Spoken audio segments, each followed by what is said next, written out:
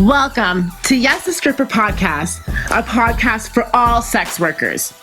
On this podcast, we'll discuss how classifying each other as people and workers is dangerous to society and marginalized groups of people.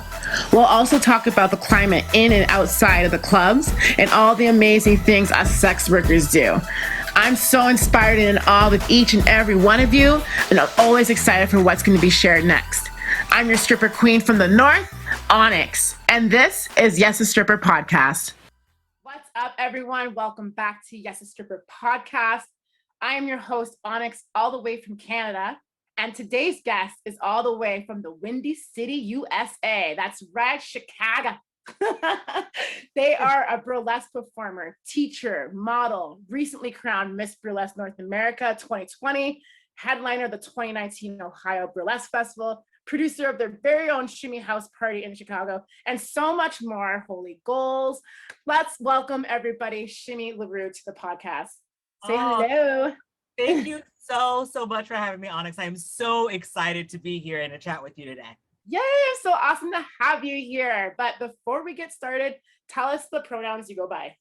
I am she, her. Okay, that's all right. Me too. Perfect. So the titles, so many of them. I didn't list them all. I know you got so many more accolades. You're internationally renowned. I loved watching you perform for Miss Burlesque North America, even though that was a competition. You performed that seamlessly. Your musicality was, I love how you carry yourself, the way you represent your culture and your costumes, your gowns. Yeah, you're just inspiring to a baby burlesquer like myself. So how does it feel to be such a role model to so many Black women out there? I feel like I just want to continue in the legacy of people who have come before me. And so I feel like if I'm doing my part, I'm just continuing on in a tradition. Mm-hmm. So, you think about some of your older legends like Tony Elling and Gina Dell and Miss Topsy and Lottie the Body, then newer performers like Pearl Noir, Egypt Black Nile, Jeez Louise, Jezebel Thunder, and then folks who are a little bit newer, like folks like in my category. And I just feel like it's just my responsibility to continue that tradition on. So I like that. I read on your website that you're a teacher. What is your teaching background? What are you teaching folks? So my background, actually, part of my day job for years was as a consultant and teacher. So teaching has just been in my blood since day one. But I teach a few different workshops and classes. I teach a lot of the business of burlesque. I notice a lot of performers who come in are really good at dance. They're really good at choreography. They're really good at all of those things, but they're not great at keeping their books, building a website, or understanding kind of how taxes work, or understanding kind of the business parts of burlesque. Yes. So some of that's also my background too in tech. So I teach a lot of business classes. I do teach a couple of movement classes. One of my favorite is the art of doing nothing. And it is a class on stillness. So many performers, when they're performing, always want to put everything into a 5, 6, 7, 8. And it's talking about that. That's hilarious. Stop moving so much. Trust me, let them drink you in for a second. You're gonna die in like 2 and a half. Exactly. We don't want anyone to pass out on the ground because you put in 57 steps in 30 seconds. Stop it. I love that. I love it. Oh my God. So COVID happened. We are almost finished 2021 in less than 100 days. Yikes. You're welcome for that reality check. What did you get up to during lockdowns? How did you survive? Are you back working and touring again? And yes. I didn't do a lot during COVID. I had a number of friends and fellow performers who really transitioned hard into doing digital shows and that kind of thing. I did a couple, but I'm really a performer that needs and wants that in person kind of vibe. I really need that. So I just didn't do very many. I did a couple of shows, but I really spent a lot of the time kind of not in the performance space. I was building my business outside of performing, doing a lot of that work, building up kind of my own skill sets, like getting back into the very basics of burlesque, like how do you walk? How do you move your hands? Like all of those things to kind of come back into the performance space itself. I'm now just starting to get back on the road, and wow, it is such a different experience getting back on the road now. It is so weird. It's so weird. Yeah, I used to be a road warrior. So I used to be on the road all the time. And now getting back in, it's like, oh my God, I forgot how all of this works. Oh, I gotta remember how this works again. But yes, I am back to the performing. I'm back to being out on the road. My bookings are opening up for 2022. So, you know, folks are looking to book a girl. 2022 is starting to look nice and open. So yeah, but that's kind of where I am now. I'm just kind of getting myself back into it. Awesome. How do you prepare yourself for your shows mentally and competitions? What's your mindset like? I'm a person who really likes a good structure. So when it comes, and this is actually going to sound ironic what I'm about to say, but I'm a person who really likes a good structure. And then when I perform, I don't like a structure at all. So when like building an act or building a show, I will go through and I'll actually have like spreadsheets of this is the song I'm doing. Here's like the framework of the song. Here are the beats I want to hit. Here's where I want to hit those. Here's where the costume is going to work from here. Yes. And I'll go through all of that work. And then when it comes time to actually perform, the only thing that I keep in my head is where the beats are. Everything else, I just kind of throw it all out from there.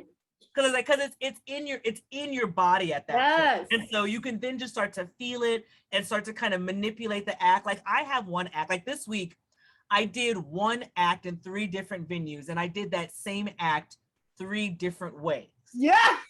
Depending on the venue, depending on what the audience was giving me, depending on like the vibe. Yeah. But it's the same act, same costume. I knew I was going to hit the same beats, but all of the moments within it, I was like, let's try something different here. Or, oh, they're not giving me what I want here. Or, oh, this stage is big and weird. So yeah, it's very structured and then not structured at all. I love that. So I don't know what Shimmy's house party is all about, but woman, it sounds like I need an invitation to that. yes, we are getting it back up and running again. We're actually looking for a new venue. Shimmy's house party is a tribute to funk, soul, and R&B. Okay, yes. And so it is my favorite. It's my favorite kind of music. And frankly, in a lot of more traditional burlesque, we don't see a lot of people dancing to that kind of music. And so I love it. I want to see it. And so like that's my only guardrails or guidelines for it, is that it has to be funk, soul, and R&B. Besides that, I want you to bring something that makes you move, something that you really love, something that moves your spirit. That's what I want. And we've had people perform all sorts of crazy things. And so I'm excited to get a new venue up and running. And once we do, trust me, you'll get that invite. Come on down. That's awesome. Yeah, that yellow jumper shimmy shake dress. That's gorgeous. And you were dancing the funk with that, eh? Yes. That's awesome. It's my favorite kind of music. So you'll see me dancing to that more than anything else, just because that's the music that really gets me going. Oh yeah, it makes your body. I feel like it makes anybody's bodies moves too, right? I feel like what set did I do? I did a James Brown set. And my partner was like, well, there was a bunch of white people in the crowd. They loved it. And he was watching and he's like, look at all these. I'm like, good. That's what I'm here for. Exactly. Your birthday just passed. Happy belated birthday. How was that? What did you do? It was so wonderful. I felt like I needed to make up for last year. Last year I had like a little small, like little thing with a couple of friends outside. And this year I wanted to do something just really for myself. So I went to a Mineral Springs spa resort in Santa Fe. And I spent the week there just soaking in mineral pools and eating, food at weird hours of the day and sleeping in and hanging out. Like it was great to not have to do anything for a week. It was really nice just hanging out. So yeah, it was a good birthday to spend just kind of relaxed and chill. Good for you. That's amazing. So I want to go back and I want to talk about what made you want to do burlesque and how long you've been burlesquing for. Okay. So, oh my gosh, actually, I also just celebrated my burlesque anniversary a couple of days ago. I always forget it because at the end of the month. So I have been performing for 7 years at this point. Holy cow, it's been 7 years. It's 7 years, okay. So yeah, so I've been performing for 7 years, and it actually started by tacos and walking by a door. Tacos, so, yes. It's a great, but then again, so many stories in my life usually surround tacos, so it's a thing. So a former friend and I, we were eating at a restaurant having tacos, and we were incredibly full, and it's like, all right, let's walk some of this off. So we started kind of walking around the neighborhood, and we saw this door with all of these like performers on it, and everyone was like really beautiful and really kind of awesome looking, and it said learn burlesque, and we were like what? So we looked it up and we were like, well, what is this? And they had teaser class, like little taster class. I think it was like $3, and it was, here, come try burlesque for an hour. And we were like, okay, sure, we'll try the class, see what that looks like. I took the class and I was hooked. I was absolutely hooked. Loved everything about it, like the movement and the musicality and the storytelling and like I loved everything about it. And so I trained for a year and a half, and then started performing out and about in the community, and then did that. And I did all sorts of random shows. I was like those comics where it was like doing open mic. I did random comedy shows, random theater shows. It was like any place that would hire me to do a thing, I was like, sure, I'll do it. Like, yes. And so that was about another year or two or so. And then it started taking off from there, and it's been a whirlwind ever since. That's awesome. So where do you go to train for something like that? Because you said you trained for a year. Well, at the time, Chicago had 2 different schools of burlesque. Okay. So we actually had 2 schools to choose from. Awesome. Right now, we're kind of in a transition point. So we are, again, because of the pandemic, we're kind of rebooting a school now. But yeah, so we actually had burlesque schools. And that's one thing that I know that we have in the States. And I think that there are a few in Canada also. Okay. But yeah, I went to school. That's awesome. I had no idea there was burlesque schools out there. And honestly, like the Canada and US are completely different, because I was going to ask like if you've ever been up this way at all for any performances and whatnot, because I've heard Montreal is like the spot to be in Canada. Oh my gosh, yes. Okay. Yes. And there are some amazing, especially amazing Black burlesque performers there. So, Foxy Lexi, who is a former Miss Viva Las Vegas, is out there. And then Zyra Lee Vanity, who is also a winner of the Panama International Burlesque Festival, is out there now. She used to be in Toronto, but she's now in Montreal. So yeah, so Montreal is kind of like the hottest spot for burlesque.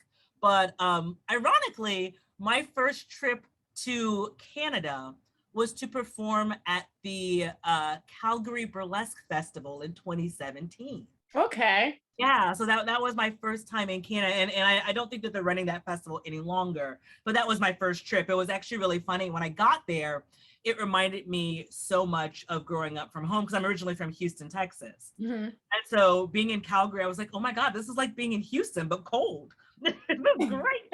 So it was kind of like all thing there. I've also performed in Toronto, but I am definitely looking to get to Canada as soon as I can. That's definitely a country I'd love to spend more time in. Oh, yay. We'd love to have you here. Okay, so from what I've gathered for information, because I definitely had to like dive into the research of this, burlesque started back in the 1950s, and it was mostly BIPOC performers. What was the scene like when you first started compared to now in your perspective? So burlesque has gone through so many ebbs and flows. So yes, definitely started it became popular again in the 50s and 60s. And there were actually 2 different kinds of burlesque. So there's like the burlesque that we know about, and there's also shake dancing, which was definitely more, and that was definitely more BIPOC. It was definitely more Black focused. It was definitely more kind of bump and grind, kind of groove and kind of shaking burlesque. BB Bardot out of Washington, D.C. is an amazing burlesque historian, and she does a lot of her work around shake dancing. And so she's an amazing resource for that information. Then it kind of went underground a little while in the 80s and 90s, then came back again in the early 2000s and has kind of been back ever since. And so when I started, it was still very, very white, very thin, very, people thought about it more like the movie Burlesque. And it's like, that's actually not burlesque. Like that's not burlesque. I think now it is becoming browner. It's becoming more queer. It's becoming more size inclusive.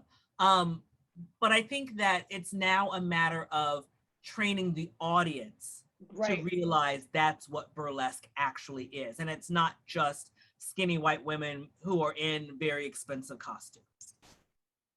Right. I like that.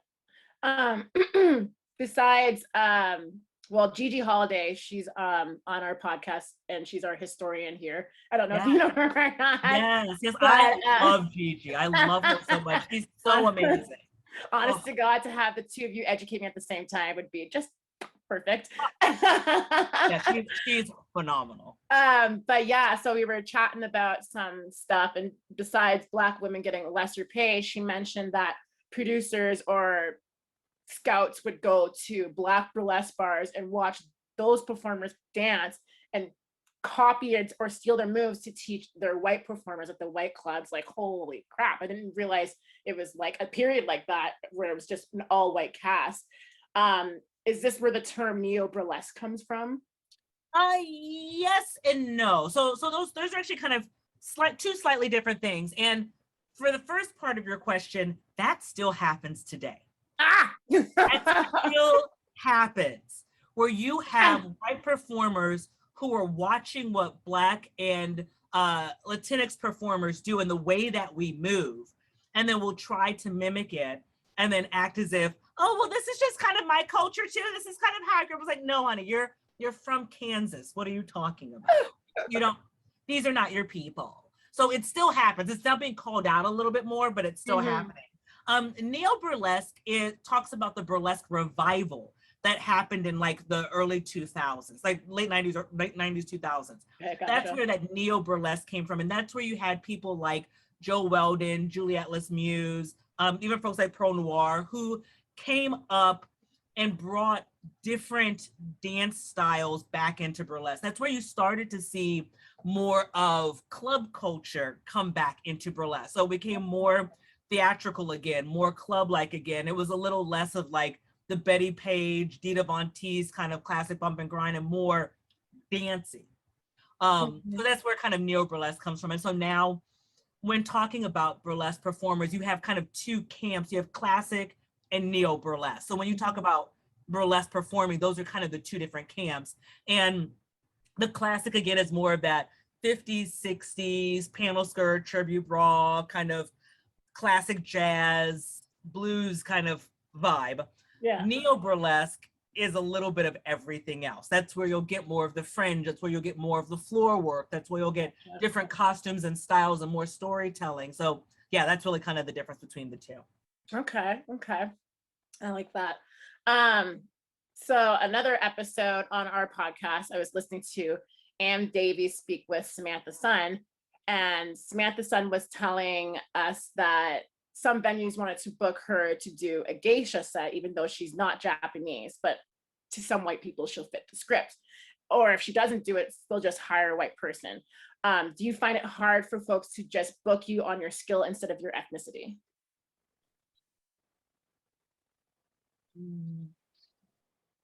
Yeah. And I say that with pause because I think that I have been very fortunate to be in environments where people are hiring me because of my skill. However, I know, and I also know the experience of other performers of color, there is a lot, and right now, especially in the larger burlesque community, there is a lot of tokenism that still happens. there's a lot of, well, we need a Black person, or we need an Asian person, or we need a Latina person. So they hire somebody who kind of fits that bill. They don't necessarily hire a diverse group of people of all ranges and colors and sizes who are just very good at what they do. It still feels like it's a checklist.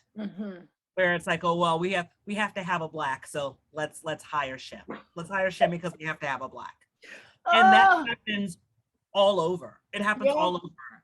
And there's a lot of white producers, especially for some of the bigger shows, who will do it, and then it'll be the first ones to get online and to crow or whatever and be like, well, see, we're hiring for diversity. Look, we hired a Black person. We're diverse. Yeah. They're not. Oh my God. Do you find that there's a certain level of fetishizing with Black burlesque performers, and is it at all that bad if it's on your terms? Absolutely, and no. So yes, there's absolutely fetishizing Black performers. Everything from a couple of years ago, I'd say maybe 4 or 5 years ago, when more and more performers started twerking in their acts, they almost expected that of all Black performers. So for a while, like, so many Black performers were like, oh no, I'm doing classic now. I'm gonna do straight classic because you're not gonna get me on this stage looking at me being like, oh, so girl, you gonna twerk? Let's see that booty shake. I am so much more than that. Like, yes, I can drop it, but that's not all I can do. I can be really elegant too. Thank you very kindly. But so yeah, so there's absolutely the fetishizing. There's absolutely the desire for an urban perspective for Black performers. Like, and here's where, like, I think it's okay if it's on your terms. Like, for example, again, I love R&B, funk, soul, hip hop. Like, I love the music itself. That's not the only music I dance to. So don't expect that to be the only music that I dance to. And so if you see me dancing to rock, if you see me dancing to metal, if you see me dancing to country, don't act surprised. I listen to that too. So don't act surprised.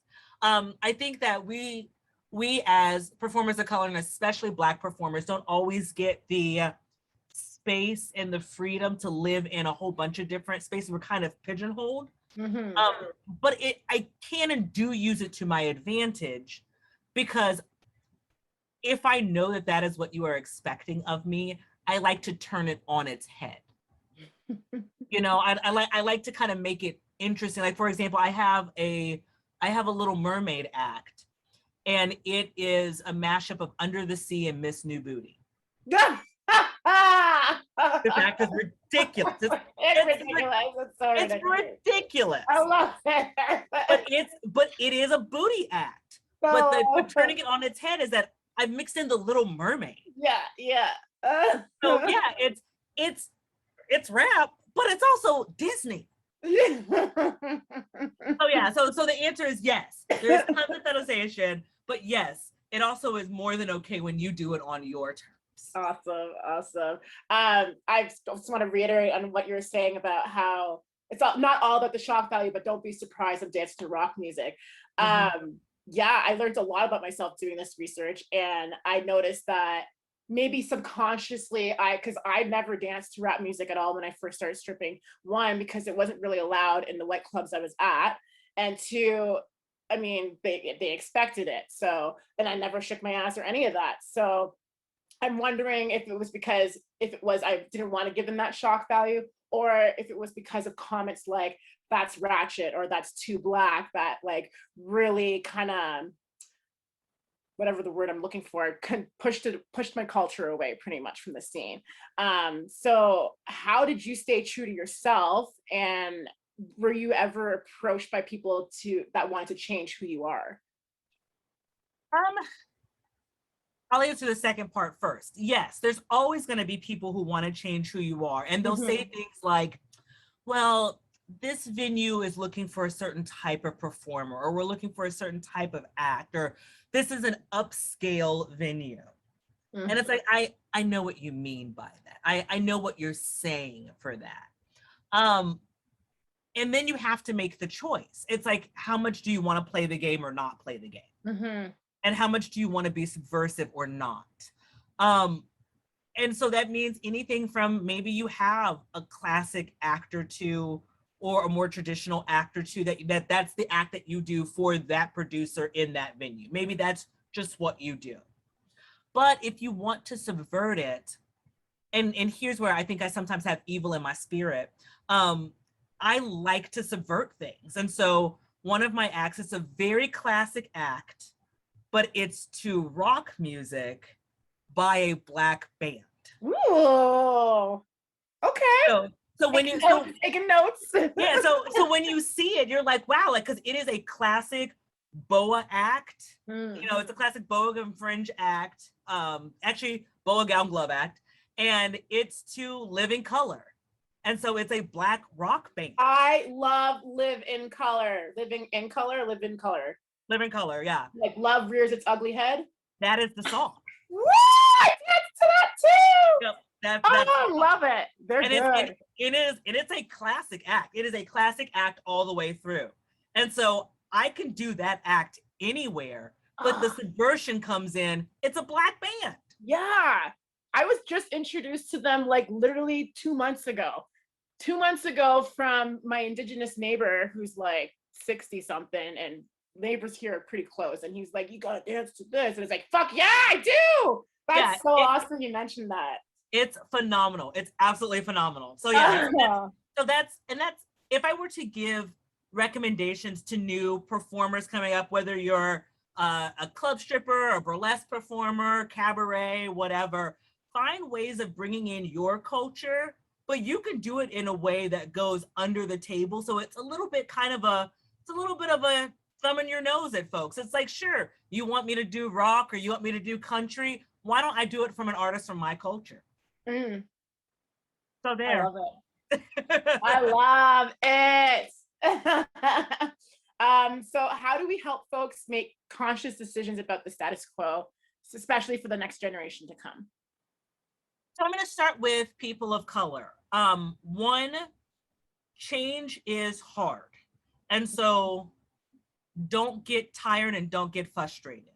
That whiteness is always going to want to pull itself back to where it is. And every time you push the ball forward, they're going to want to push the ball back. Yeah. And so just know that is the process, and you have to just continue to keep pushing the ball forward. And it's going to get tiring. It's going to get exhausting. You're going to get very, very frustrated. Just know that that's the process. Okay. Look to those in your community for help and support.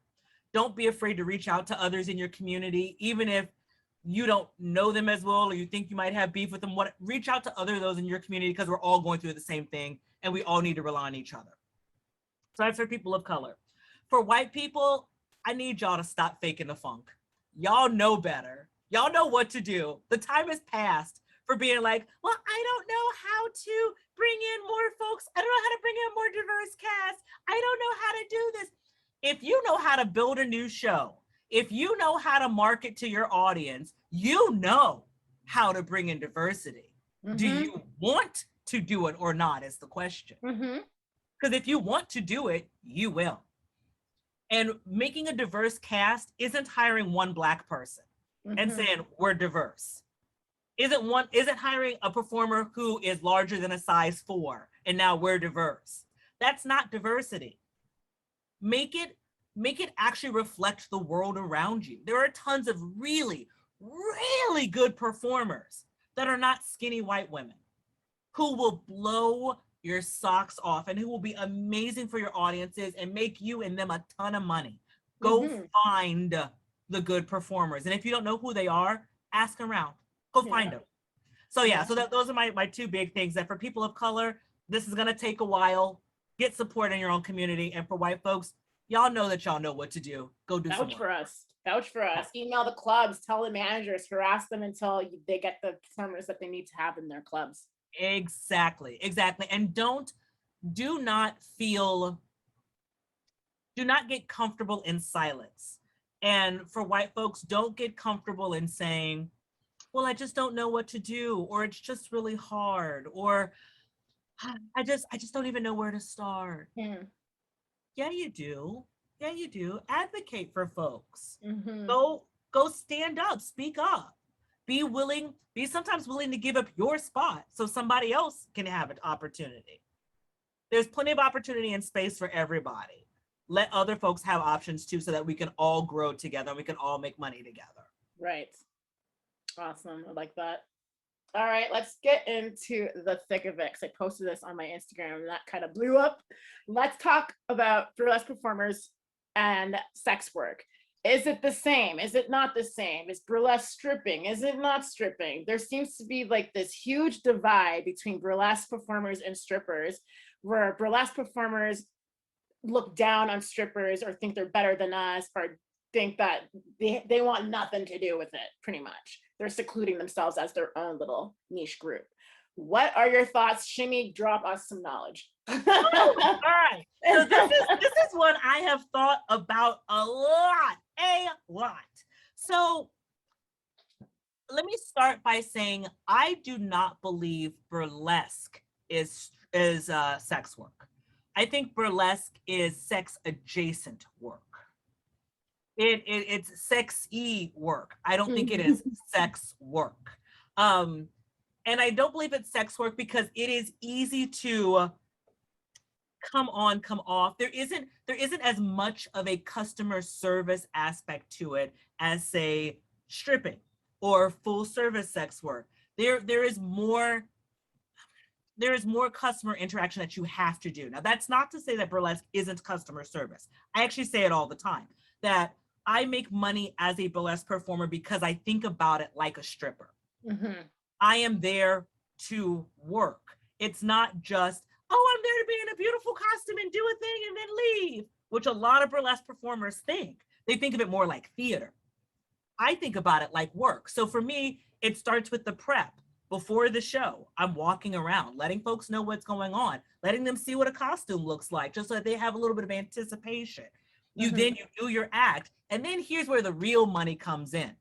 After the show, you go and talk to folks. You take pictures. You're walking around. You might do a little tassel twirl for folks. You're doing all of that as part of the hustle to start to, again, build your brand, build more fans, make more money. So in that aspect, it is more sexy work.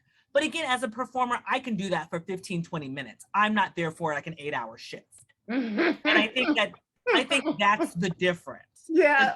As a burlesque performer, I can decide, and if I don't want to do it that night, I can decide I don't want to do it. So I can just do my act, get my stuff, and go. Now, if I were at a club, I can't just be like, you know what? I did a stage set. I don't feel like doing any of this tonight. Right. You know what? I'm out. Thank you. You don't get that. You're here to work your damn shift, so you work your damn shift. Yeah. And so I think that tends to fall more into the sex work kind of aspect, because that is fucking work. Yeah. And as a burlesque performer, you don't have to deal as much with people rejecting you all the time. You don't have to deal with somebody being like, no, not you. You don't have to deal with someone trying to consistently monopolize your time. It's easy for you to get up and be like, I'm out, done, have a good night. I want to go home and eat some pizza. So I think that it's definitely different. Now, with the difference between burlesque and stripping, and I don't know if this is controversial or not, but this is my take on it. I am so blooming sick and tired of burlesque performers thinking they're better than strippers. I'm so tired of it. It is the most offensive thing to me, because all of those classic burlesque performers in the 50s and 60s that y'all idolized, they were strippers. That's what they did. That's what stripping was. So all of that cutesy, oh my God, I just love watching this performance. I love doing this. You're watching strippers. You're watching the history of strippers. The neo burlesque scene that came back because a lot of strippers started doing burlesque again. They started integrating new forms of movement into classic burlesque. Strippers, we are cousins of the same tree. And because we're cousins of the same tree, I find it incredibly offensive for burlesque performers to try to separate themselves from club strippers. Frankly, all the things that y'all are stealing now, all the floor work, all the platform heels, all the clacks, all the little TikToks that everyone's doing poorly, like all of those things. Oh, honey, it's awful out there. All of those things that you're stealing, all the people who are now trying to add a little pole flair to what they're doing, those are all things that you're stealing from club strippers. How dare you? How dare you steal from club strippers and then act like you're better than everyone else? Like to me, the difference is like whenever anyone asks, "Oh, what's the difference between burlesque and club stripping?" I was like, club strippers actually make money. Burlesque performers, we walk around thinking we're hot shit, but club strippers actually make money. Thanks. I mean, my gosh, I love going in and not having to worry about, oh my God, I have this fucking $500 costume that I now have to worry about something. Whereas, you know, I can go do a set and I'm like, this is great. This is fantastic. But it is fruits from the same tree. And I need for us to be mindful and respect the fact that it's fruits from the same tree. Awesome. Do you find like all this projection strives from whorephobia, culture and conditioning, and even jealousy? Absolutely. Absolutely. And I'm sorry, I get very passionate about this. I love it. Let's tangent away. It absolutely is. There is such respectability built into burlesque and such respectability of, oh, I'm not like those performers. Or, oh, I'm better than those performers. Are you? What makes you so much better? What makes you so much different? These are all choices that we've made to express our bodies, express ourselves, be able to make money, be able to enjoy what we do. How dare you? How dare you? So yes, I absolutely believe that it is absolutely rooted in whorephobia, absolutely rooted in misogyny. I think it's rooted in racism. I think it's rooted in respectability. I think it's rooted in patriarchy. And so it's all of those things of ways of separating yourself so that you're not like the others. But at the same time, you're still stealing and doing everything that you see those others do that you hate so much. So make it make sense. Make it make sense. Yeah. Why do people hate sluts so much? I don't understand. They hate sluts, but yet want to be them. Yeah. I love it. It makes no sense to me. I'm like, just be honest.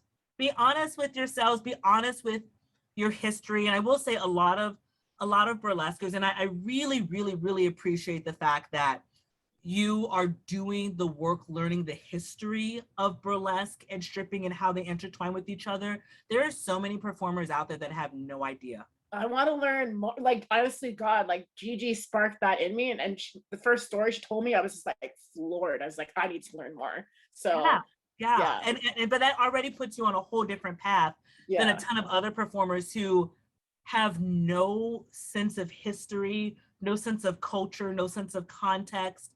And then when they talk trash about performers, it's like, you don't know where you come from.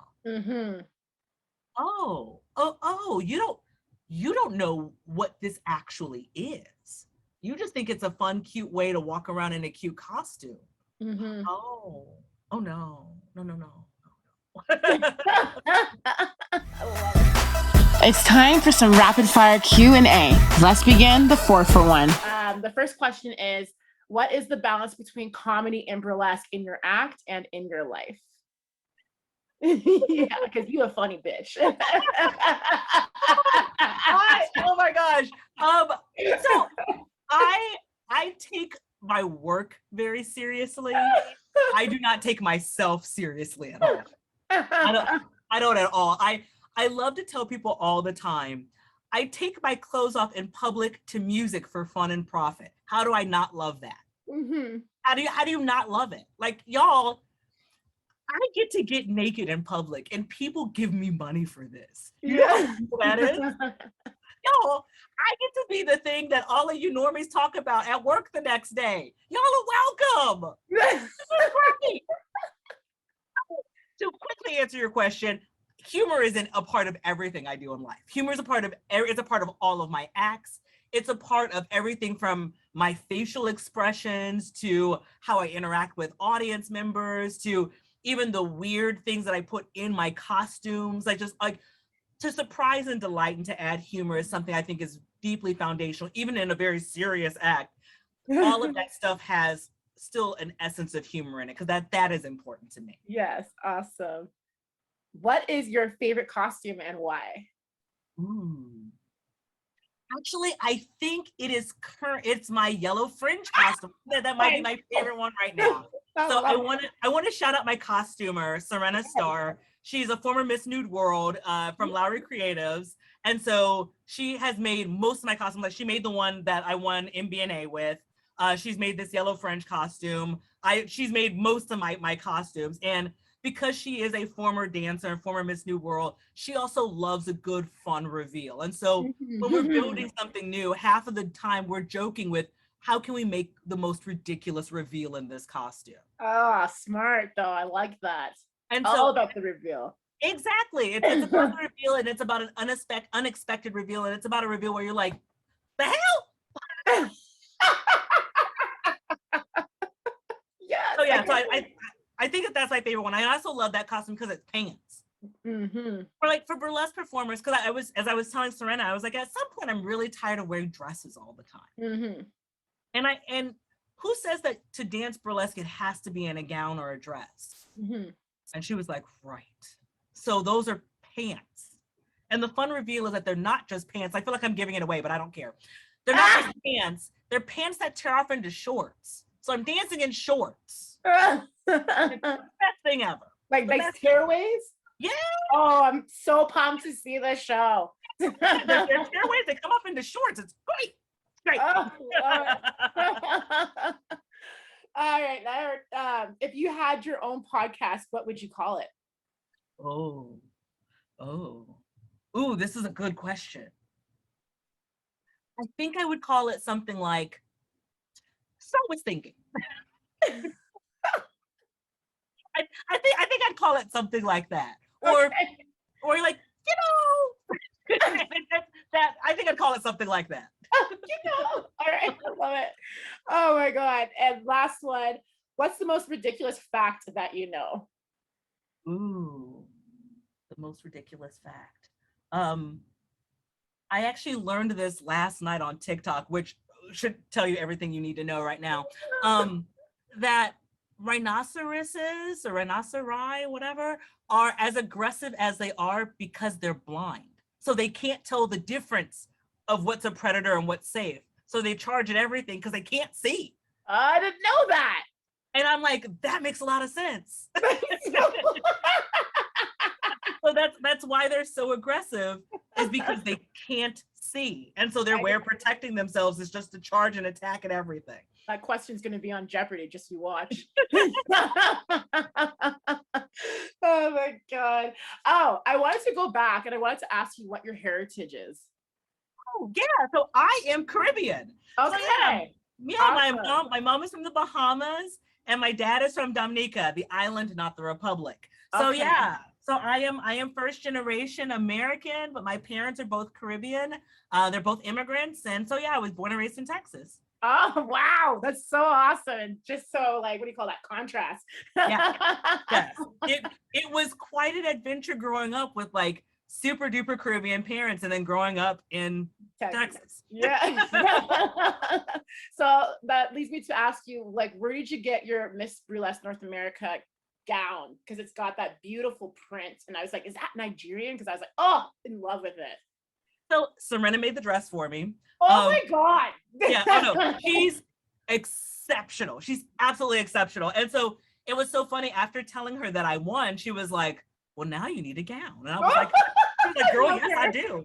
And I told her specifically, it's like, I wanted to honor being a Black performer. So I wanted to honor having like a traditional Black print or a traditional African print. Yes. And so Chicago has an amazing like fabric store kind of. We have a few different really great fabric stores in the city. And so we went down and found this beautiful fabric. And I was like, this is what I want to wear to represent culture and heritage and doing it for the people. And so Yes. that was what I wanted to do. And so I think I'm going to start integrating more of that too. Again, Yes, I it's a love way of it. subverting it. It's a way of subverting the culture where it's like, Yeah.